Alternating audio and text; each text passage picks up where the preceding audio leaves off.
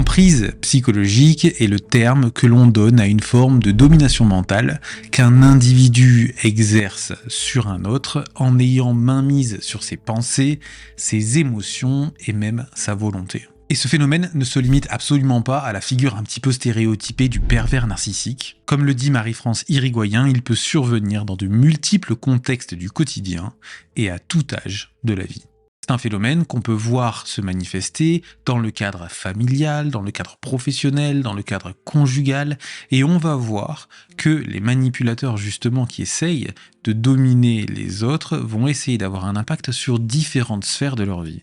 Quoi qu'il en soit, la mécanique de base reste systématiquement semblable. Une personne prend l'ascendant sur une autre de façon progressive jusqu'à en arriver à contrôler ses pensées et ses comportements. De manière générale, au début, il y a toujours une phase de séduction. Et une fois que l'attache émotionnelle est là, c'est ce moment où on va voir le ton qui change subtilement. On entre là dans la deuxième phase dans laquelle le manipulateur va commencer à tester son emprise, à tester son pouvoir. Ça peut prendre la forme dans un couple de petites critiques déguisées. C'est sûr que tu veux porter ça, c'est pas très flatteur. Bon, c'est pour ton bien que je dis ça. Ou alors, on est bien tous les deux là, non? T'es sûr que t'as envie d'aller avec tes amis là, qui sont pas là quand t'as besoin d'eux en plus? Reste avec moi. Petit à petit, ça peut prendre une forme un petit peu plus agressive. Et les pics qui vont être envoyés peuvent aussi être envoyés avec humour, ce qui va bloquer l'autre dans la relation. Par exemple, oh, t'es vraiment nul en cuisine, t'es sûr que tu veux pas que je le fasse moi? Ou alors, tes amis sont vraiment tous des crétins, tu vaux beaucoup mieux qu'eux, je sais pas comment t'as fait pour être ami avec eux.